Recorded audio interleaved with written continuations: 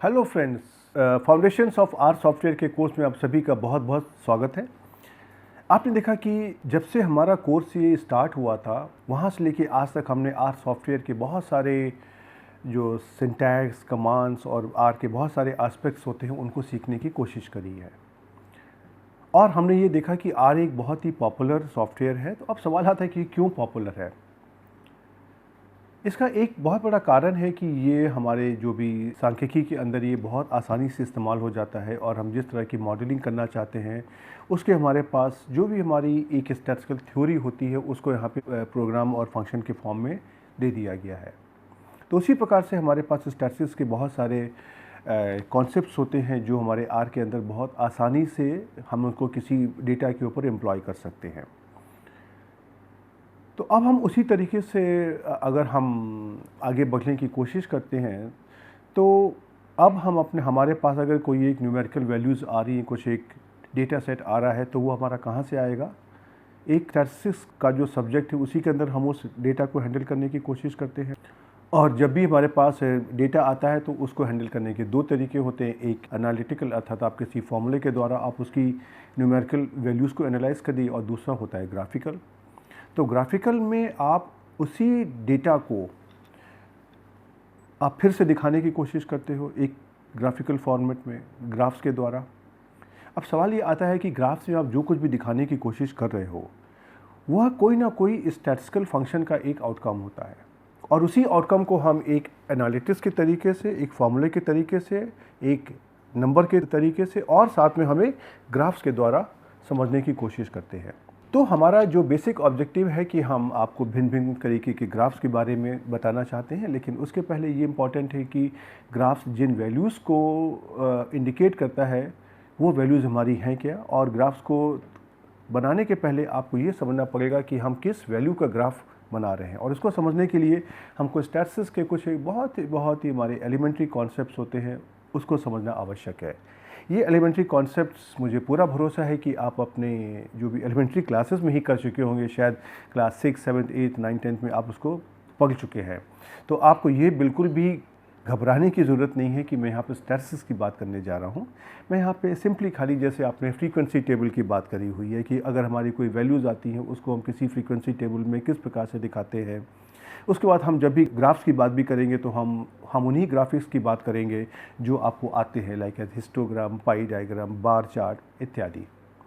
मेरा ऑब्जेक्टिव यहाँ पर ये है, क्योंकि ये कुछ टॉपिक ऐसे हैं जो आपको पहले से आते हैं, तो आपको अगर मैं ये दिखाऊं कि जो आपको पहले से आता था उसी चीज़ को हम अपने आर सॉफ्टवेयर में कैसे कर रहे हैं, मुझे उम्मीद है कि आपको ज़्यादा अच्छे से समझ में आएगा। तो ये कार्य हम आज से आगे आने वाले कई अपने लेक्चर्स में करना चाहते हैं। इसके लिए हम आज आपको यहाँ पे स्टैटिस्टिक्स से संबंधित जो बहुत ही एलिमेंट्री कॉन्सेप्ट हैं हम उनको उसके बारे में बताना चाहेंगे, जिसका हम इस्तेमाल आगे करने वाले हैं। तो चलिए हम इस लेक्चर को आरंभ करते हैं और ये छोटे छोटे कॉन्सेप्ट्स को समझने की कोशिश करते हैं।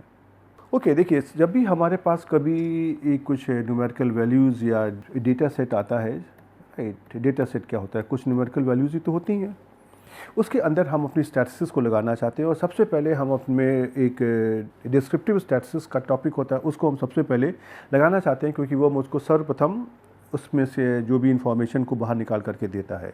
और जब भी हम अपने इस डिस्क्रिप्टिव स्टैटिस्टिक्स की बात करते हैं तो उसमें हमारे पास कई सारे एस्पेक्ट होते हैं जिनके बारे में हम उस डेटा के अंदर छुपी हुई इंफॉर्मेशन को हम बाहर निकालना चाहते हैं। उसमें से हमारा उस डेटा की सेंट्रल टेंडेंसी, वेरिएबिलिटी, उस डेटा का किस तरीके का स्ट्रक्चर है, किस तरीके का शेप है, अगर हमारे पास एक से ज़्यादा वेरिएबल्स हैं तो उनके बीच में हमारा किस प्रकार का संबंध है, इत्यादि को हम निकालने की कोशिश करते हैं।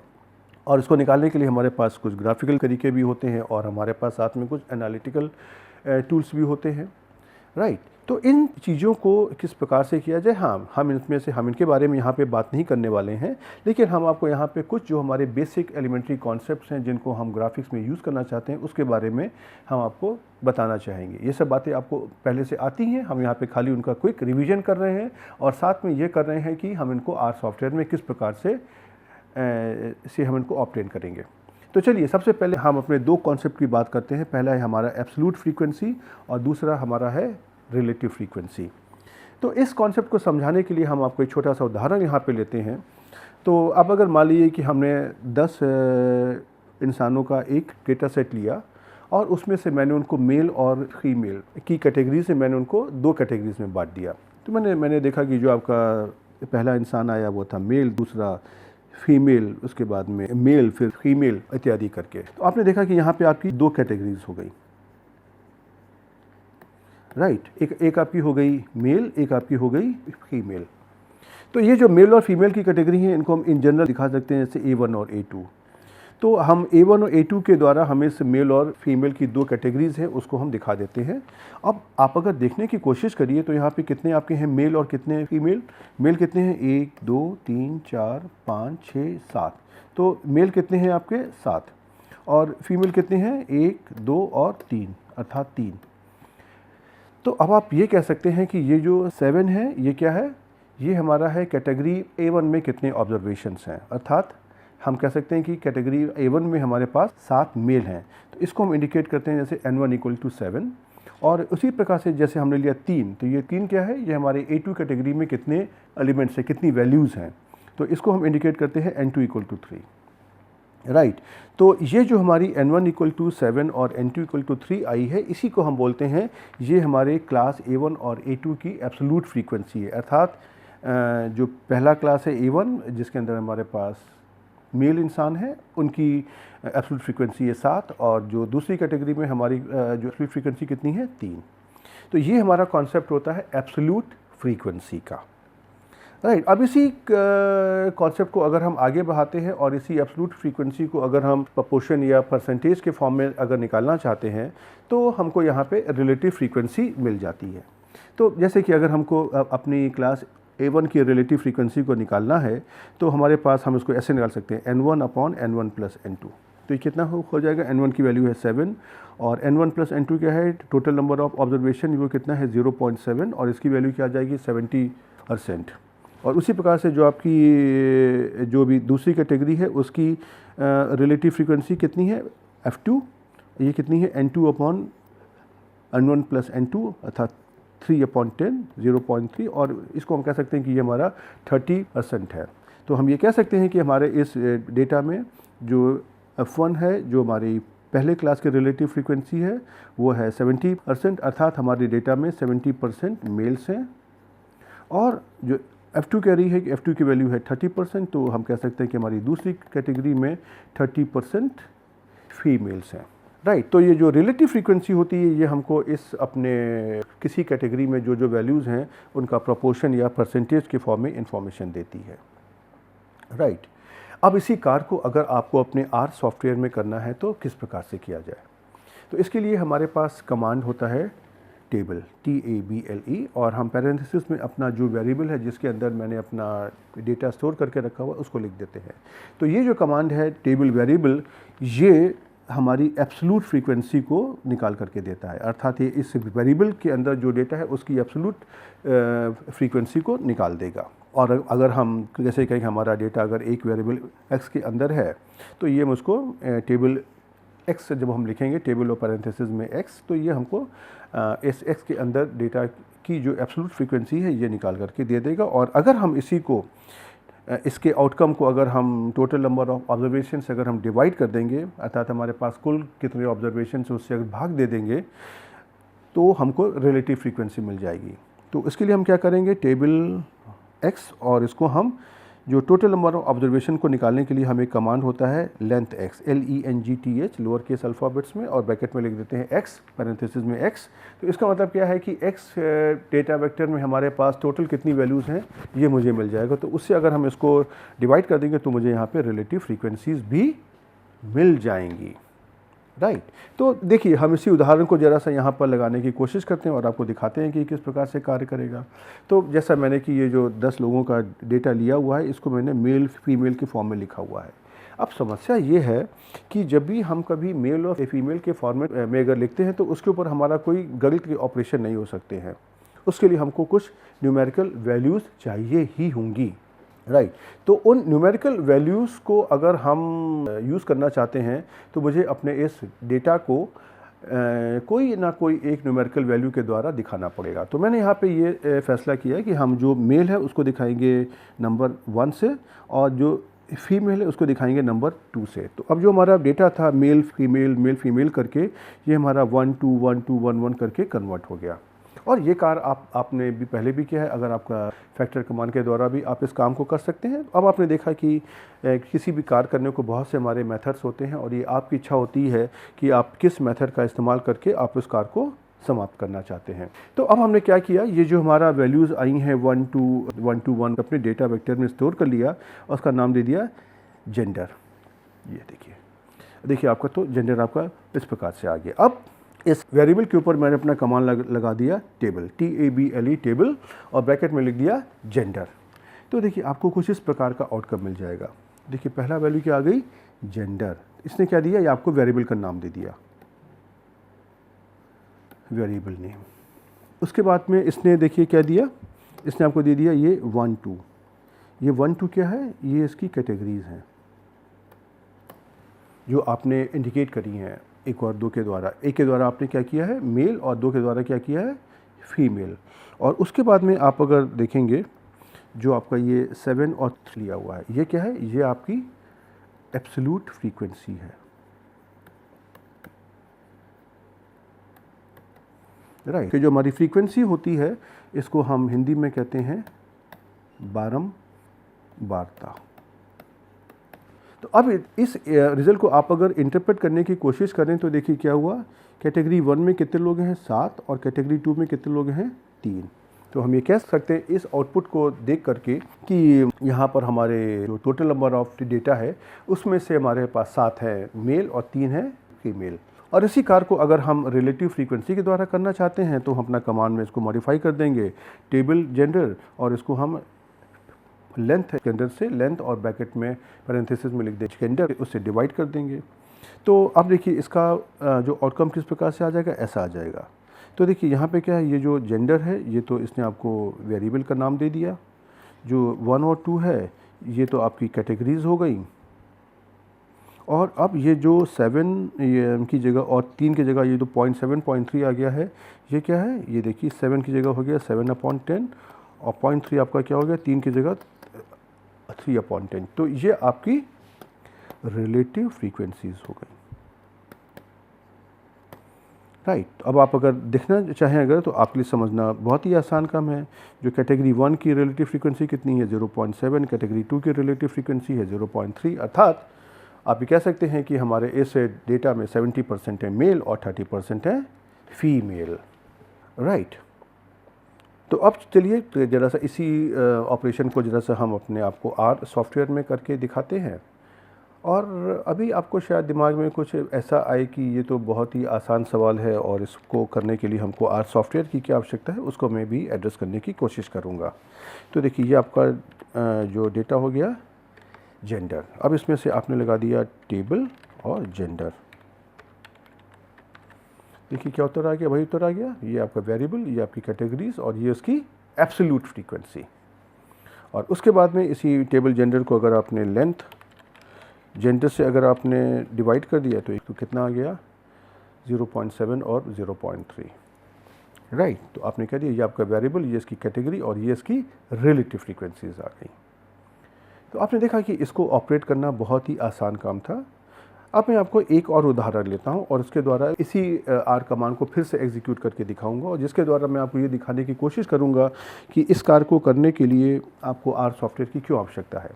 तो चलिए एक हमारे पास ऐसा उदाहरण है जहाँ पे एक रेस्टोरेंट है जो पिज़्ज़ा की होम डिलीवरी करता है, और उस रेस्टोरेंट की 3 ब्रांचेज़ हैं। एक सिटी में, एक सिटी के ईस्ट साइड में है, एक सिटी के वेस्ट साइड में है और एक सिटी के सेंट्रल में है।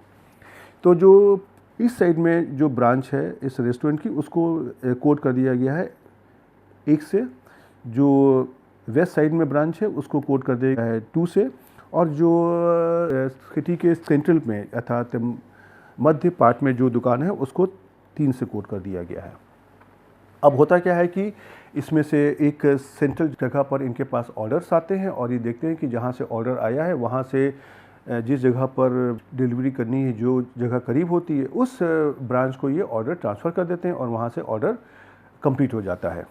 तो उसी तरह से ये जो 100 ऑर्डर्स दिए गए हैं उसमें से जो इनकी डायरेक्शंस हैं, अर्थात कि आपकी ब्रांच ईस्ट वाली है, वेस्ट वाली है या सेंट्रल वाली है, उसको डेटा यहाँ पे 1 2 3 के फॉर्म में लिखा गया, जैसे अपने का 1 1 2 1 1 2 इत्यादि। तो ये हमारी 100 वैल्यूज़ हैं। अब देखिए इस डेटा को मैंने यहाँ पे डायरेक्शन के अंदर लिख दिया। अब हमको ज़रा सा इसमें से निकालना है कि इस डेटा में से कौन कौन सी ब्रांच हमारा कितना कितना फूड डिलीवर कर रही है। अब आप देखिए पहले वाले केस में तो आपके पास मुश्किल से 10 वैल्यूज़ थी, तो आपने यहाँ पे उसको आंख से करके बता दिया कि 7 और 3। लेकिन यहाँ तो देखिए 100 वैल्यूज़ हैं और इसको आपको काउंट करने में समय भी लगेगा, और अगर मैनुअली काउंट करेंगे तो उसमें गलती होने के चांसेस भी हैं। और अगर ये तो वैल्यूज़ आपकी लाखों में हो सकती हैं, करोड़ों में हो सकती हैं, मिलियंस में हो सकती हैं, बिलियंस में हो सकती हैं, तो इसको आप मैनुअली तो नहीं कर सकते हैं ना। तो इस सॉफ्टवेयर के द्वारा मैं आपको सिर्फ ये फ्रीक्वेंसी की वैल्यू निकाल करके ये दिखाना चाहता हूँ कि इसको हम कैसे इंटरप्रेट करेंगे, राइट। तो देखिए हमने इसी में अपना इस टेबल डायरेक्शन को यूज़ करने की कोशिश करी। तो देखिए आपको वैल्यू इस प्रकार की मिल गई। ये आपका हो गया वेरिएबल, और ये आपकी जो 3 डायरेक्शन है जिनके अपने वेरिएबल के नाम दिए हुए हैं, और या हम अगर कहें कि ये हमारी जो 3 कैटेगरीज़ हैं उनके जो नाम दिए हुए हैं 1 2 3 ये वो दी हुई हैं। और ये देखिए जो नीचे दिया हुआ है 28 43 29, ये इसकी क्या है, ये इसकी एब्सोल्यूट फ्रीक्वेंसी हो गई। तो इस डेटा को आप अगर देखने की कोशिश करेंगे तो आपको पता चलेगा कि जो ईस्टर्न साइड में जो ब्रांच है वहाँ से 28 से होम डिलीवरीज़ हुई हैं, जो वेस्ट साइड में ब्रांच है वहाँ से 43 डिलीवरीज़ हुई हैं, और जो सेंट्रल पार्ट में ब्रांच है वहाँ से 29 डिलीवरीज़ हुई हैं।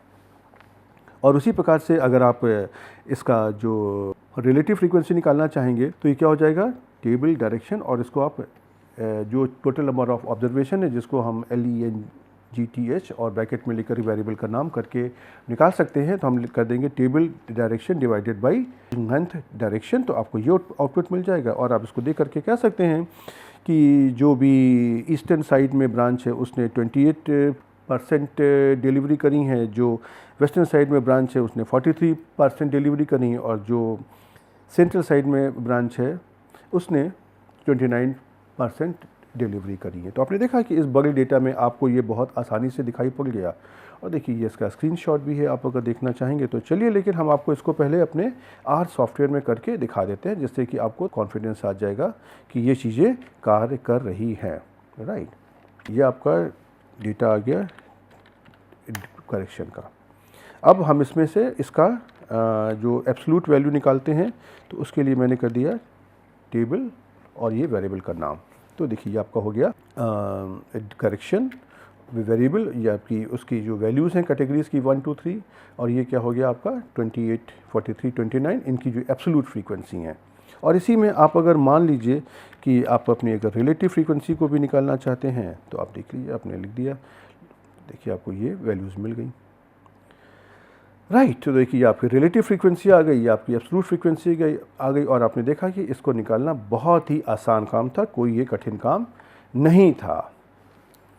ओके, अब उसके बाद में हम आपको एक और टॉपिक के बारे में बताना चाहेंगे, वो हमारे है पार्टीशन वैल्यूज़ के बारे में। लेकिन पहला सवाल यही आता है कि ये पार्टीशन वैल्यूज़ क्या होती हैं और इसको किस प्रकार से समझा जाए, राइट। ये बहुत ही आसान सा कॉन्सेप्ट होता है, और चलिए हम एक छोटा सा उदाहरण लेते हैं, उसके द्वारा हम आपको इस कॉन्सेप्ट को समझाने की कोशिश करते हैं और क्यों हमको इस कॉन्सेप्ट की आवश्यकता पड़ती है, और फिर हम इसको आपको R सॉफ्टवेयर में किस प्रकार से कंप्यूट किया जाता है उसके बारे में बताएंगे। चलिए थोड़ी देर के लिए हम इस पार्टीशन वैल्यूज़ के बारे में हम कोई बात नहीं करेंगे।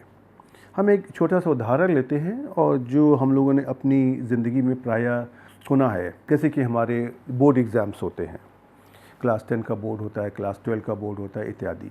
कभी कभी ये सुनने में आता है कि कोई एक बोर्ड है जो हार्ड मार्किंग कर रहा है और कोई ऐसा बोर्ड है जो लूज़ मार्किंग या सॉफ्ट मार्किंग कर रहा है। इसका क्या मतलब होता है?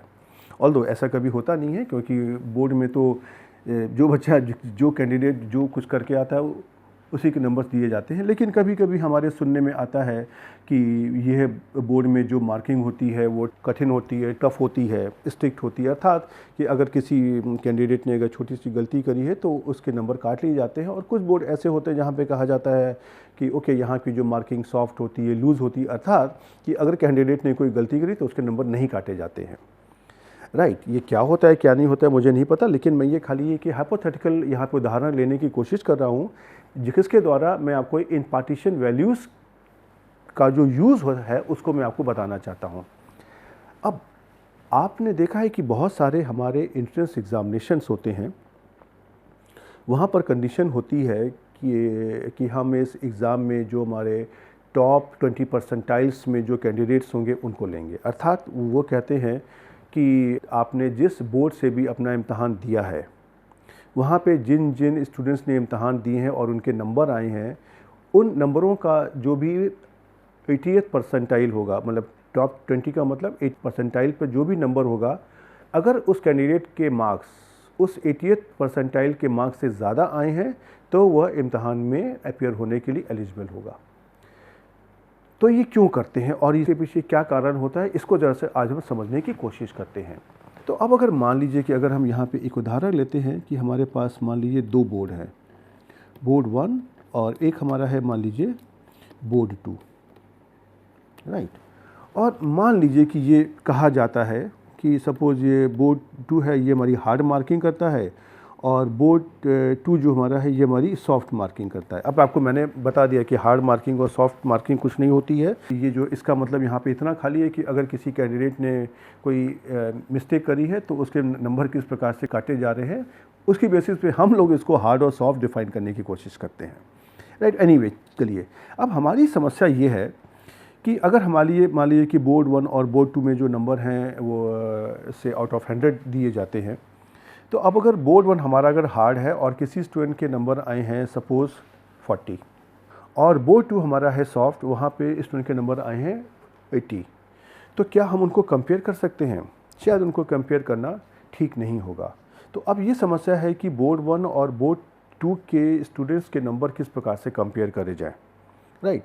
तो उसके लिए हमारे पास एक तरीका ये है कि हम ये कर सकते हैं कि हम एक अपना स्केल तैयार करते हैं और इस स्केल में हम जो इस बोर्ड 1 में जितने भी स्टूडेंट्स हमारे अपीयर हुए हैं, सपोज़ कि अगर हम कहें बोर्ड 1 में हमारे पास 2000 स्टूडेंट्स अपीयर हुए हैं, तो उन 2000 स्टूडेंट्स में जिस स्टूडेंट ने सबसे कम नंबर लिए हैं उसका हम निकाल लें कितना नंबर है मिनिमम मार्क्स, और जिस स्टूडेंट के सबसे ज़्यादा नंबर आए हैं मैक्सिमम मार्क्स उसको हम निकाल लें।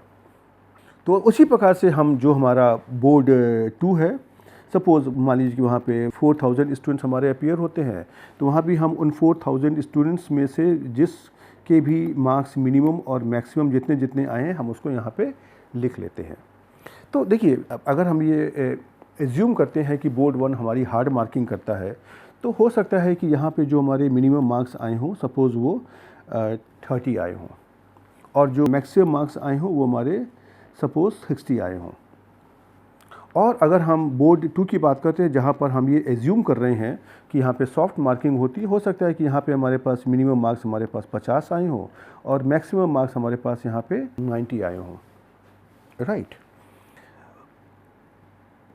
अब उसके बाद में हम क्या करते हैं कि इस मिनिमम और मैक्सिमम की दूरी को अगर हम मान लीजिए कुछ एक बराबर हिस्सों में बांट लेते हैं, राइट। ये हमारे 2 हिस्से भी हो सकते हैं, 4 हिस्से भी हो सकते हैं, 6 हिस्से भी हो सकते हैं, 10 भी हो सकते हैं, 100 भी हो सकते हैं। तो जब हम इस मिनिमम और मैक्सिमम के बीच में जो भी हमारा डेटा है, हम इसको बहुत ही एक आम भाषा में बात कर रहे हैं, उसको अगर हम 4 हिस्सों में बांटते हैं तो हम इसको बोलते हैं क्वार्टाइल। और अगर इसको अगर हम 100 हिस्सों में बांटेंगे तो इसको हम बोलते हैं परसेंटाइल। तो अब अगर हमारी इम्तहान की हमारी कंडीशन ये है कि जिस स्टूडेंट के 80th परसेंटाइल के ऊपर अगर नंबर आएंगे तो वह हमारा एग्ज़ाम में अपीयर हो सकता है। तो अब अगर हम यहाँ पर अपना 80th परसेंटाइल अगर हम बोर्ड 1 में निकालेंगे तो देखिए वो यहाँ कहीं आएगा, और सपोज ये आपकी 80th परसेंटाइल है। हो सकता है कि इसकी वैल्यू आपकी 50 आ जाए। और बोर्ड 2 में अगर हम ये अपना 80th परसेंटाइल अगर हम निकालने की कोशिश करेंगे तो इसकी वैल्यू हो सकता है कि मान लीजिए कि 80 के आसपास आ जाए। तो इसके बाद अब इसका देखिए मतलब क्या होगा कि अगर हम ये कह रहे हैं कि जो कोई भी स्टूडेंट के अगर 80th परसेंटाइल के ऊपर नंबर आते हैं तो वो हमारे इम्तहान में एलिजिबल होगा। अर्थात कि बोर्ड 1 में अगर हम बात करें तो किसी भी स्टूडेंट के अगर 50 से अगर ज़्यादा नंबर आते हैं तो वह एलिजिबल होगा। और बोर्ड 2 की बात अगर हम करें तो यहाँ पे किसी भी स्टूडेंट के अगर 80 से अगर ज़्यादा नंबर आते हैं तभी वह एलिजिबल होगा। तो अब आपने देखा कि प्रकार से आपने अपनी वैल्यूज़ को पार्टीशन करके एक सही फ़ैसला करने की कोशिश करी, और इसके लिए आपने जो हमारे परसेंटाइल कॉन्सेप्ट का यूज़ किया है। उसी तरह से जैसे मैंने पार्टीशनिंग मैंने 100 पार्ट में करी तो उसको बोल दिया परसेंटाइल, उसी तरह से इन जनरल हम इन वैल्यूज़ को बोलते हैं क्वांटाइल्स, राइट। तो ये जो वैल्यूज़ होती हैं ये हमारी जो हमारा डेटा दिया होता है उसकी जो टोटल फ्रीक्वेंसी को एक दिए हुए हिस्सों में डिवाइड करने की कोशिश करती हैं। जब ये 4 हिस्सों में डिवाइड करती हैं तो उसको हम बोलते हैं क्वार्टाइल, जब ये 10 हिस्सों में डिवाइड करती हैं तब हम बोलते हैं डेसाइल, और जब 100 हिस्सों में डिवाइड करती हैं तो हम उसको बोलते हैं परसेंटाइल। अब सॉफ्टवेयर के साथ में हमारा ये एडवांटेज है कि हम इनको कोई भी हिस्सों में डिवाइड कर सकते, किसी भी हिस्से में किस प्रकार से हम चाहें, राइट। तो आर सॉफ्टवेयर में इन पार्टीशन को निकालने के लिए हमारा फंक्शन होता है क्वांटाइल, QUANTILE, और ये हमारा जो भी क्वांटाइल फंक्शन है उस डेटा की जो भी गिवन प्रोबेबिलिटीज़ हैं उसके करस्पॉन्डिंग पार्टीशन वैल्यू को कैलकुलेट करता है। अर्थात जो आपकी प्रोबेबिलिटी होती है देखिए वो भी 0 और 1 के बीच में लाई करती है। जो उसकी मिनिमम वैल्यू होती है 0 और मैक्सिमम वैल्यू होती है 1। उसी तरीके से हम अगर अपने पार्टीशन को अगर हम डिफरेंट हिस्सों में करना चाहते हैं तो उसको हम अपने प्रोबेबिलिटी के द्वारा भी कंट्रोल कर सकते हैं। अगर हम कह दें कि हमारे हर एक हिस्से की जो प्रोबेबिलिटी 25% है तो हम इसका मतलब कि हम अपने जो पार्टीशन को 0.25, 0.5 और 0.75 पर करना चाहते हैं। और अगर हम कहें कि हम अपनी प्रोबेबिलिटी को 100 इक्वल पार्ट में डिवाइड करना चाहते हैं तो इसको हम बोल देंगे कि ये हमारा परसेंटाइल हो गया। तो इसको किस प्रकार से इस्तेमाल करते हैं ये मैं आपको उदाहरण के द्वारा समझाने की कोशिश करूंगा। तो इसमें से क्या है कि जो भी हमारी सबसे छोटी वैल्यू है वो हमारी प्रोबेबिलिटी 0 को करस्पॉन्ड करेगी, और जो सबसे बड़ी वैल्यू है वो हमारी प्रोबेबिलिटी 1 को करस्पॉन्ड करेगी। तो इसको करने के लिए हम अपना जो भी फंक्शन लिखते हैं क्वांटाइल, और उसके बाद में जो डेटा वेक्टर है जिसका हम ये क्वांटाइल निकालना चाहते हैं उसकी वैल्यूज़ लिख देते हैं। और उसके बाद में अगर आप उसमें पार्टीशन करना चाहते हैं अपनी इच्छा से तो उसमें से हमारा फंक्शन होता है प्रॉप्स। प्रॉप्स हमारा काहे का शॉर्ट फॉर्म है, प्रोबेबिलिटीज़, राइट। तो इसको हम यहाँ पे कुछ भी कह सकते हैं, कोई भी डेटा वेक्टर दे सकते हैं, कोई भी सीक्वेंस दे सकते हैं, खाली मुझको ये अश्योर करना है कि ये हमारे सही पार्टीशन को इंडिकेट कर रहा है। कैसे कि मैंने यहाँ पे दिया देखिए सीक्वेंस 0 to 1 0.25। आपको पता है कि सीक्वेंस का क्या मतलब होता है। 0 क्या है फ्रॉम, 1 क्या है टू, और 0.25 क्या है बाई। अर्थात 0 पर शुरू करो और 0.25 का इंक्रीमेंट करते हुए 1 तक आप जितने भी पार्टीशंस होते हैं आप उसको कर दीजिए, राइट। तो इस प्रकार से हम अपने इस डिफरेंट पार्टीशन को कंट्रोल कर सकते हैं। लेकिन इसमें कुछ और भी ऑप्शंस होते हैं जिसके लिए हम आपसे रिक्वेस्ट करेंगे कि आप हेल्प मेन्यू में देख करके उनको सीखने की कोशिश करिए। चलिए अब हम यहाँ पे एक छोटा सा उदाहरण लेते हैं और उस उदाहरण के द्वारा हम आपको इन क्वांटाइल्स के बारे में बताने की कोशिश करते हैं। तो चलिए एक मैंने यहाँ पे एक छोटा सा डेटा सेट लिया जिसमें हमारे पास 15 स्टूडेंट्स के मार्क्स दिए हुए हैं। उनके इम्तहान में कुछ नंबर आए हैं आउट ऑफ 100 और उसको यहाँ पे दिया गया है लाइक 68, 82, 63 एंड सो ऑन। अब और हम उनका अब क्वांटाइल फंक्शन इसके ऊपर ऑपरेट करके हम अपने डिफरेंट तरीके के पार्टीशंस निकालना चाहते हैं। तो देखिए सबसे पहले मैंने लिखा क्वांटाइल मार्क्स, QUANTILE, सब कुछ लोअर केस अल्फ़ाबेट्स में, और पैरेंथेसिस में लिख दिया मैंने अपना वेरिएबल का नाम। तो देखिए आपको कुछ इस प्रकार का आउटकम मिलेगा। यहाँ पे देखिए लिखा हुआ है ये 0%, फिर लिखा हुआ है 25, फिर 50%, 75%, 100%, राइट। और उसके नीचे देखिए ये वैल्यूज़ लिखी हुई हैं। तो देखिए अब अगर आप ध्यान दीजिए कि ये जो 0 यहाँ पर लिखा हुआ है, ये क्या चीज़ इंडिकेट कर रहा है? ये जो 0% है, ये आपका मिनिमम वैल्यू को इंडिकेट कर रहा है। अब ज़रा सा देखिए इस डेटा में मिनिमम वैल्यू कहाँ पे है? ये देखिए 29। तो देखिए यही 29 यहाँ पर मिनिमम वैल्यू लिखी हुई है, राइट। उसके बाद जब आप आगे बढ़ने की कोशिश करते हैं तो देखिए अगला क्या लिखा हुआ है? 25%, और उसके आगे वैल्यू लिखी हुई है 46.5%। तो इसका मतलब ये जो वैल्यू हमारी लिखी हुई है, ये हमारा फर्स्ट क्वार्टाइल है, और उसकी वैल्यू क्या है? 46.5। उसके बाद में जब हम आगे बढ़ने की कोशिश करते हैं तो देखिए ये हमारा क्या है? ये हमारा 50% लिखा हुआ है। ये हमारा कि ये टोटल फ्रीक्वेंसी को 2 बराबर हिस्सों में बांट रहा है। इसको हम मीडियन भी कहते हैं, लेकिन ये हमारा यहाँ पे सेकेंड क्वार्टाइल है। तो ये हमारा क्या है? Second quartile. और इसकी देखिए वैल्यू कितनी है? 63.0, राइट। उसके बाद हम जब आगे बढ़ने की कोशिश करते हैं तो ये देखिए थर्ड पे क्या है? ये लिखा हुआ है 75% और साथ में लिखा है 79.5। तो 79.5 क्या है? ये हमारा थर्ड क्वार्टाइल है।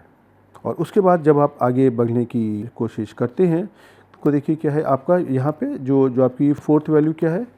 फोर्थ वैल्यू देखिए आपकी है 100%। ये देखिए अब ज़रा सा आप अपने इस डेटा सेट में देखने की कोशिश करिए कि ये 96 कहाँ पर आ रहा है, और ये है क्या? ये देखिए ये आपकी क्या है? ये मैक्सिमम वैल्यू तो है। तो ये जो आपका 96 आई है, ये आपकी मैक्सिमम वैल्यू है, और साथ ही में ये आपका फोर्थ क्वार्टाइल भी है,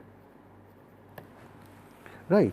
तो देखिए यहाँ पे इसने आपको यहाँ पे इस तरीके से पार्टीशन करके वैल्यूज़ दे दी। अब इसी कार्य को करने के लिए आप अगर यहाँ पे अपने प्रॉप्स फंक्शन का यूज़ करना चाहते हैं तो वो आप दे दीजिए कि आपने जो यहाँ पे पार्टीशंस करे हैं वो अपने 0, 0.25, 0.5, 0.75 और 1 पे करें। तो देखिए आपको यही उत्तर मिल जाएगा जो आपने ऊपर निकाला है, राइट। तो ये इसका डिफ़ॉल्ट है कि अगर आप प्रॉप्स फंक्शन का यूज़ नहीं करेंगे तो आपको जो क्वांटाइल फंक्शन है ये हरदम आपको क्वार्टाइल्स देगा, राइट।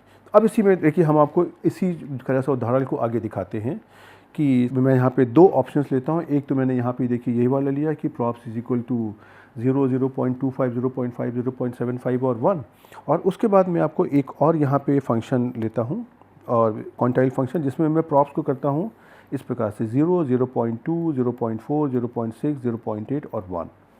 तो देखिए यहाँ पे क्या हो गया? यहाँ पे आपके जो पार्टीशन हैं हर एक 20% के ऊपर हो रहे हैं, राइट।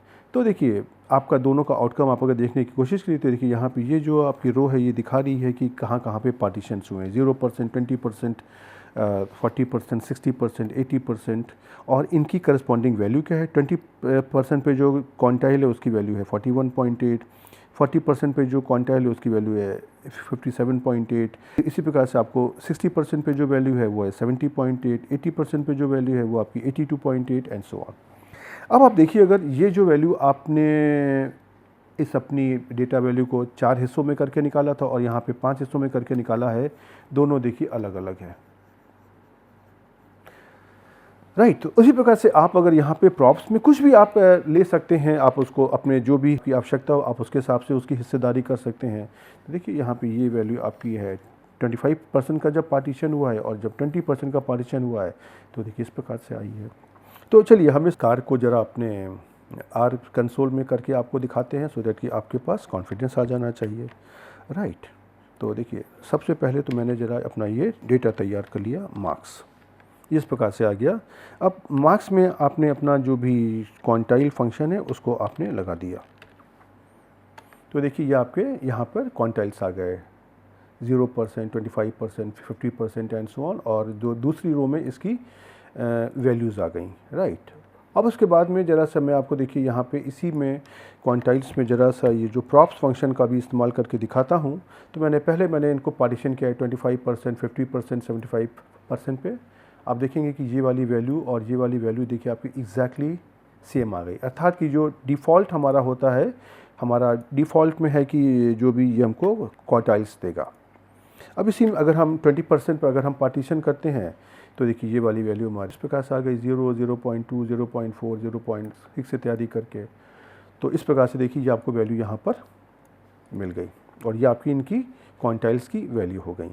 अब इसी में आप अगर चाहें तो आप देखिए आप इसको यहाँ पे चेंज भी कर सकते हो। जैसे कि मैंने यहाँ पे दे दिया सीक्वेंस।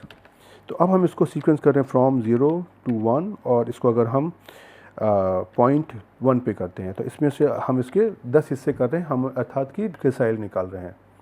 तो देखिए ये इसके हमारे 10 हिस्से हो गए, राइट।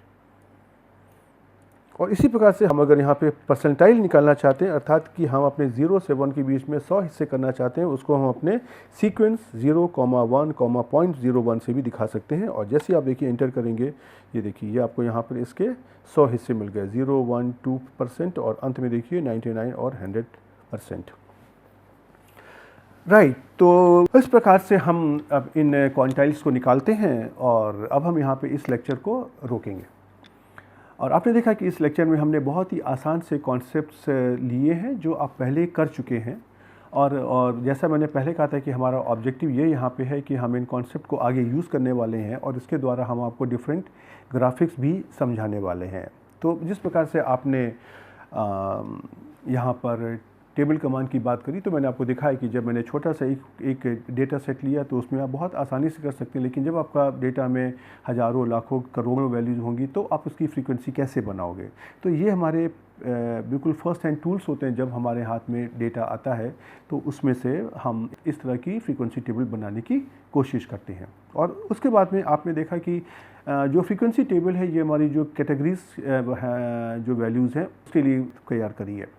और तो अब हम आगे जो अपने ग्राफिक्स भी तैयार करेंगे वो हमारे इन कैटेगरीज वैल्यू की तरह जो वैल्यूज़ होती हैं वैसी होंगी, जिसको बोलते हैं डिस्क्रीट वैल्यूज़, और या हमारी कंटिन्यूस भी हो सकती हैं। कंटिन्यूस वैल्यूज़ का मतलब क्या होता है कि जैसे मैंने कहा कि हाइट, अब हाइट आपकी 150 सेंटीमीटर भी हो सकती है, 150.1 भी हो सकती है, 150.12 भी हो सकती है, इत्यादि।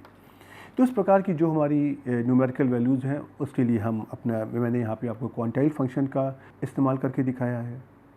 तो अब आप इन छोटे छोटे उदाहरणों को कंसीडर करिए और आप अपने उदाहरणों को बनाने की कोशिश करिए, और देखिए कि इन छोटे छोटे ऑप्शंस को यूज़ करके, जो आपके हेल्प मेन्यू में डिफरेंट और भी ऑप्शन दिए हुए हैं, उनको यूज़ करके आपका आउटपुट किस प्रकार से अलग अलग हो रहा है। और इन चीज़ों को आप अपने दिमाग में बैठाने की कोशिश करिए, क्योंकि अगले लेक्चर्स में हम इन कॉन्सेप्ट्स का यूज़ करने वाले हैं। तो आप इनकी प्रैक्टिस करिए, और हम आपको अगले लेक्चर पे मिलने फिर से आएंगे नए टॉपिक के साथ में। तब तक के लिए गुड बाय।